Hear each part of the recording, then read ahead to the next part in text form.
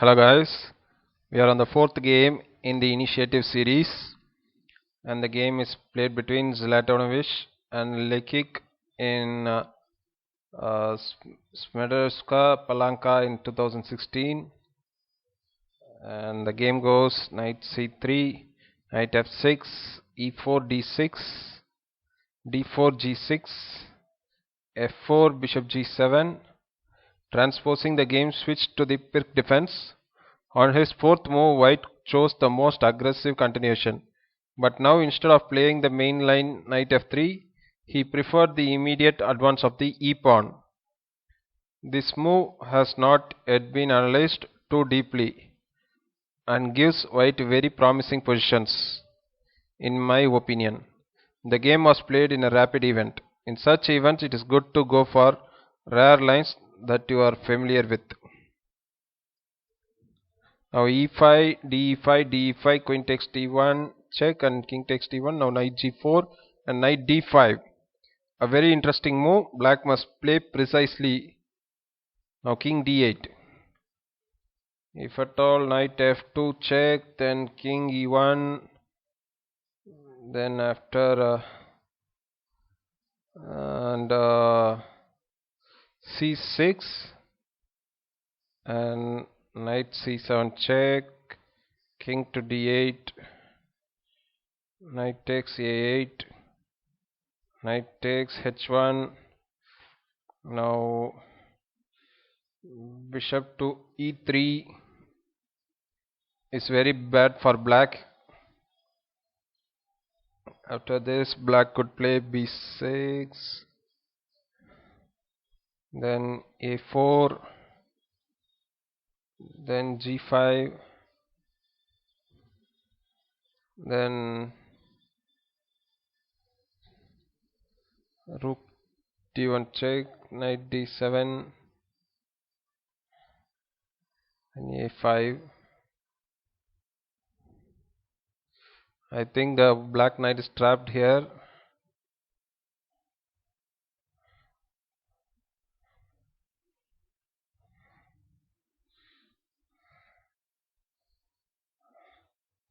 So as you can see, the white knight would escape.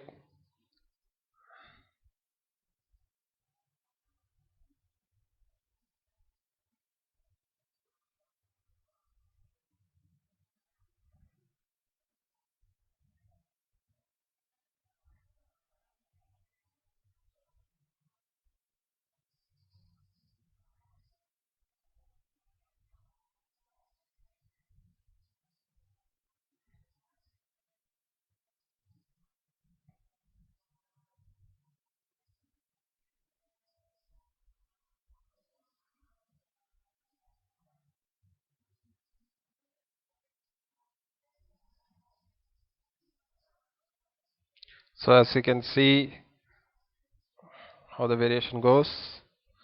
So this is bad for black.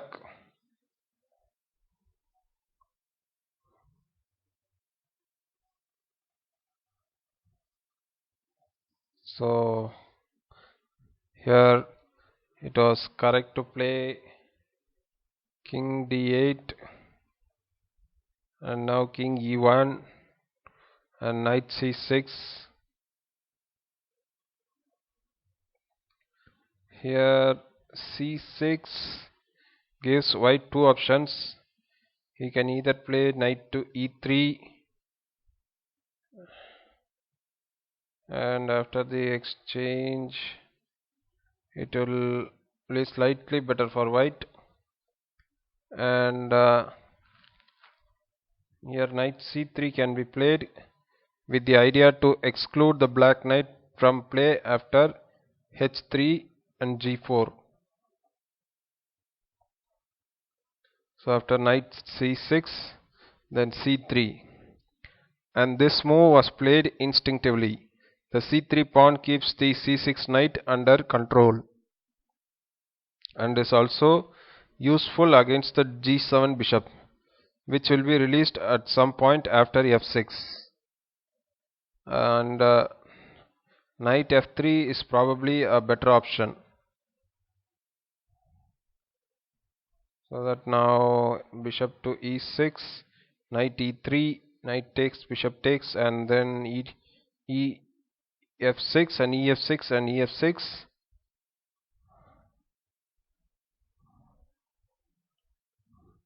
Now knight f3, king e7, king f2, king f7. Both sides put their kings on the safest squares, and soon the rooks will also be involved. Black will need time to activate the g7 bishop. The f6 pawn cannot move due to the check on g5. It is white's turn, and he decides to combine finishing development with creating positional threats. He goes bishop b5, a logical move. Damaging black's queenside pawn structure could benefit white. And now bishop to d5, and this is a risky move, but black wants to play actively. Rook h d1, knight e7, and the knight returns to protect the bishop. It looks like bishop b5 missed its mark. However, white is still able to use the bishop. c4, bishop e6. Now after bishop e6, bishop to d7.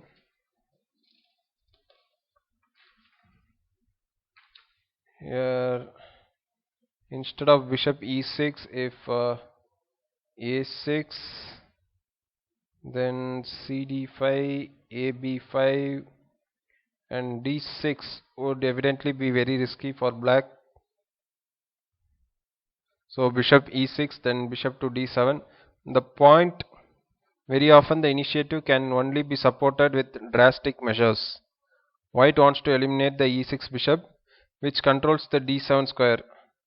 Also, capturing on e6 with a check would give white tempi to activate the knight via the route from f3 to d4 and to b5. Now knight c6. This is perhaps the key moment in the game. Black is ready to play with doubled pawns, but white has other plans. f5, and this is a positional sacrifice. White secures a lasting initiative. The f5 pawn should fall eventually, and white will use the f5 square himself. Here bishop takes c6, b takes c6, and knight d4, bishop to d7 gives white nothing. So f5, then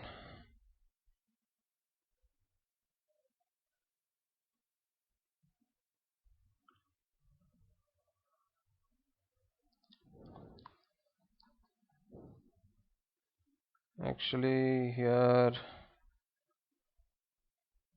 after bishop takes c6, b takes c6, and this, after this, now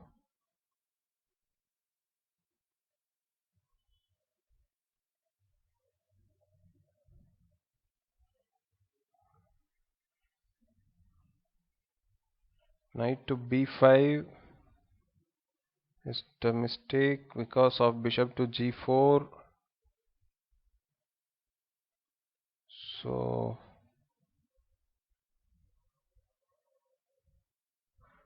and here even bishop takes e6 can be played, or then king takes e6, then rook to d5, then rook h d8, rook a d1, then bishop f8 is optically better for white, but nothing concrete is on the horizon. Black has clear plans to consolidate, starting with bishop d6 or bishop to d7.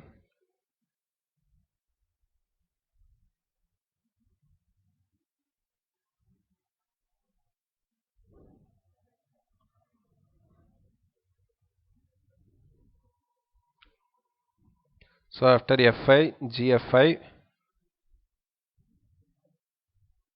Here if bishop takes f5, Then bishop takes f5, g5. Now rook d7 is winning for white. So after gf5, bishop takes e6, king takes e6, rook d5, and that is the point. Neither the king nor the knight can move due to the loss of the f5 pawn. Running out of good moves, black decide to allow it anyway. Now knight e5, then knight d4 check. If at all rook h d8 is played, then rook a d1, and it is difficult to suggest a normal plan to black.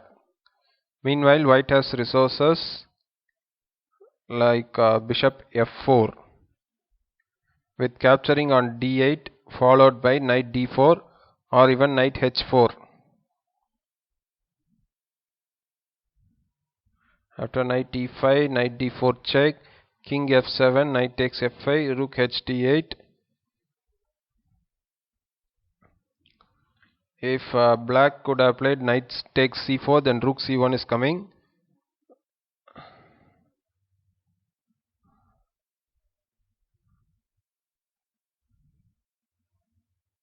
If at all c6 is played, then rook d4 with the ideas of knight to d6 and bishop to f4 is on the agenda. So now rook h d8, rook a d1, rook takes, and bishop to f8.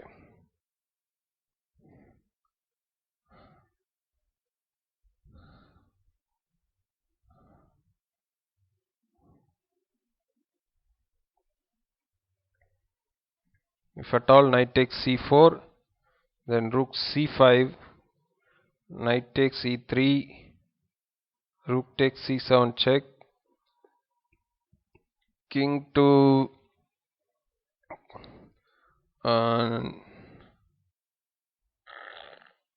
g6, then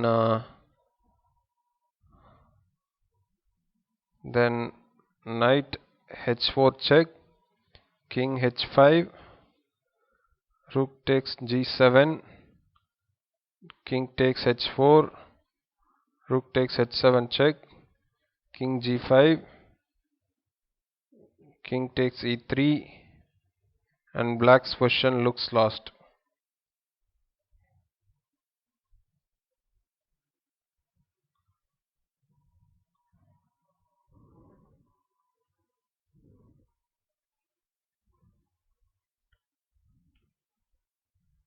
Then here after bishop f8, then b3 is played. The situation has stabilized. White has managed to harm black's pawn structure and install a knight on f5. However, black's forces are centralized. White's next task is to secure the position of the knight on f5 and if possible to eliminate the e5 knight. Now rook to e8, then h3, then a6, then bishop f4. Here g4 was a solid option.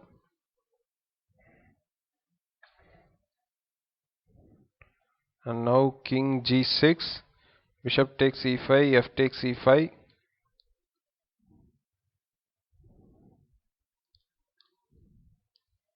And now g4 and b6.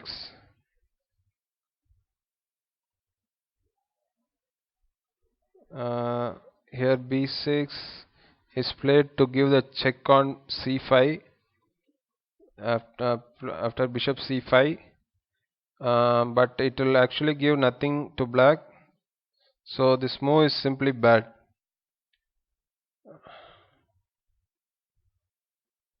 Here actually h5 was needed in order to undermine the position of the f5 knight, and if rook, then rook d7, hg4 and hg4, rook c8, and king f3 looks passive.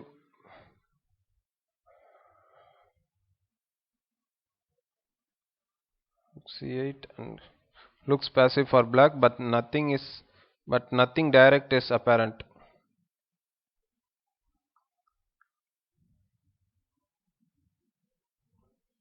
After b6, then knight g3, white prevents h5 and is ready to place the knight on the more dominant e4 square.